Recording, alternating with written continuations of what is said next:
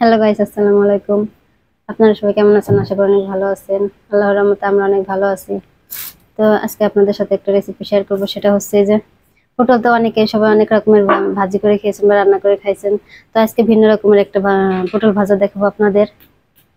এই যে পটল। তো পুরো ভিডিওটা যদি আমাদের সাথে থাকুন তাহলে দেখতে পারবেন কিভাবে ভাজি করি। তো এখন আমি পটলগুলা কেটে নিব। তো আপনারা আমার সাথেই থাকুন আর পুরো ভিডিওটা দেখতে থাকবেন। তো প্রথমে আমি পটলটা আগে কেটে নিব। আগে উপরের এই যে ছিলকাটা হালকা পর্দাটা আছে, পর্দাটা আমি ফালাই দিব। এই যে এভাবে করে পর্দাটা আমি ফালাই নিব। আপনারা যদি এরকম করে খেতে চান তাহলে আপনারা পুরো ছিলকাটা ছিলেও ভাজি করতে পারবেন। তো আমি পুরো ছিলকাটা ফালাবো না, আমি এটা পর্দাটা ফালাই দিব, শুধু উপরের পাতলা পর্দাটা। এই যে আমি পটলটা ছিলে নিছি, এভাবে ছিলে নিতে হবে। এই যে এখন এটাকে আমি একটা ডিজাইনের মতন কাটবো।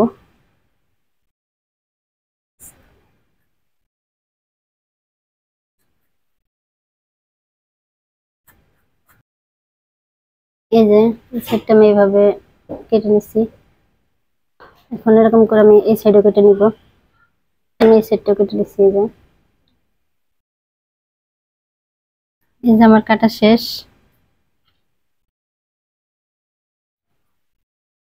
এই যে আমার শাশুড়ি আম্মা এখন পেঁয়াজ গুলো কেটে নিচ্ছে, পেঁয়াজ মরিচ কেটে নিচ্ছে। তো আজকে রান্না হবে পটল দিয়া আর টাটকানি মাছ দিয়া। যেখানে পটল আছে পটল কাটবে, পটল দিয়া টাটকানি মাছ দিয়ে রান্না হবে। তো আপনারা সাথে থাকুন আর পুরো ভিডিওটা দেখতে থাকবেন, আশা করি অনেক ভালো লাগবে। তো গাইস, এই যে এখন পটলে মশলা মাখাই নিবে। তো গাইস, এই যে আমি পটলটা সুন্দর করে ধুয়ে নিচ্ছি। এখন আম্মা মশলাগুলো মাখাই নিচ্ছে। তো প্রথমে লবণ দিয়ে দিল, জিরার গুঁড়া, হালকা একটু জিরার গুঁড়া দিয়ে দিল, হলুদের গুঁড়া, একটু মরিচের গুঁড়া, সবগুলো একসাথে মিক্স করে লবণ মিক্স করে যে পটলটা এখন মাখাই নিবে।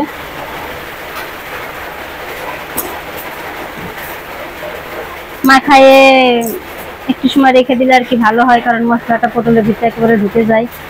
তার মশলাটা মাখায়ে 10 থেকে 15 মিনিট রেখে দিব, তারপরে এটা ভাজি করা লাগবে। আপনারাও চাইলে এভাবে করে খেতে পারেন। তো এখন ওইটা মশলাটা একটু মাখানো থাক, এখন রান্না হবে এই যে টাটকানি মাছ দিয়া, পটল দিয়া, আলু দিয়া। তো আমরা এখন মাছগুলো মশলা মাখাই নিবে। মাছটা ভেজে রান্না করা হবে, আগে মাছগুলো মশলা মাখাইয়া পরে মাছটা ভাজি করবে, তারপরে রান্না হবে। আপনারা সাথে থাকুন। এখন মশলাটা মাখাই নিচ্ছে। আম্মা এখন যে চুলাটা ধরাই নিবে। অনেক বৃষ্টি হচ্ছে, জানি না কথা শোনা যাবে কিনা, আপনারা একটু কষ্ট করে ভিডিওটা দেখবেন। এখন চুলাটা জ্বালাই নিচ্ছে।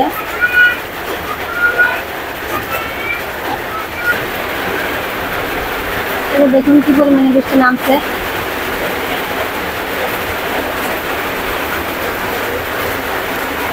বৃষ্টি হচ্ছে।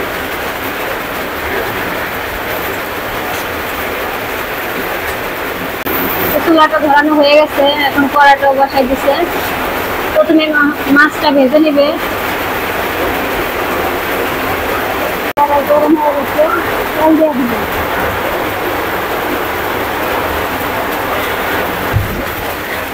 তেলটা গরম হয়ে গেছে, এখন মাছ দিয়ে দিতেছে।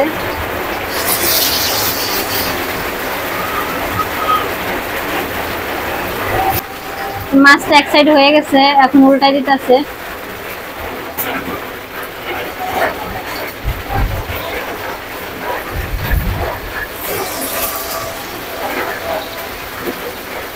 মাছটা ভাজা হয়ে গেছে, এখন তুলে নিতেছে।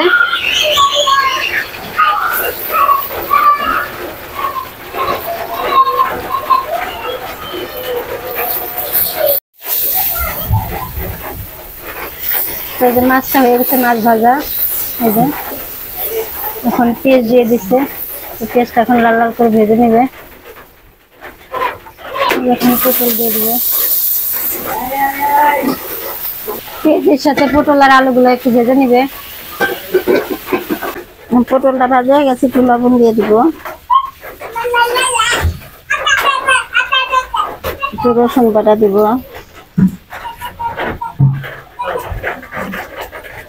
একটু হলুদের গুঁড়া দিব, মরিচের গুঁড়া দিব, একটু জিরার গুঁড়া দিব। পটলটা ভাজা হয়ে গেল, সব মশলা দিয়ে একটু নাড়া চেড়ে নিব, পানি দিয়ে দেবো, মশলাটা কষানো যাচ্ছে।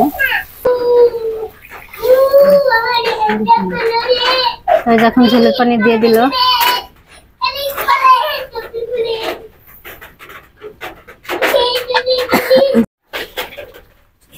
তো গাইস এই যে তরকারি প্রায় হয়ে গেছে, মাছটা দিয়ে দিছে। এখন 5 মিনিট জাল করে নামাই নিবে। তো গাইস এই যে তরকারিটা হয়ে গেছে, এখন নামাই নিতেছে। এই যে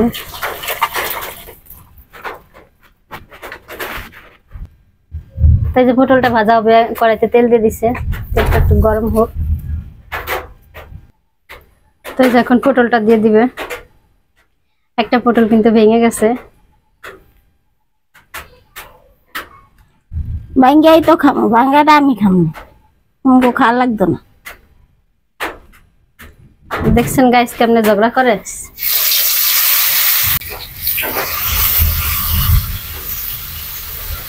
এটা কিন্তু মিডিয়াম আছে, ভাজা লাগবে।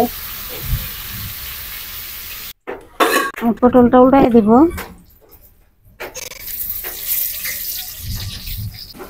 দেখেন বন্ধুরা কি সুন্দর দেখা যায়, পাতার মতো হয়েছে। তো গাইস এই যে দেখুন পটল ভাজা হয়ে গেছে, এখন নামাই নিতেছে। দেখুন কত সুন্দর হয়েছে, ফুলের মতো। আপনারা চাইলে ভাইজে খাইতে পারেন এরকম।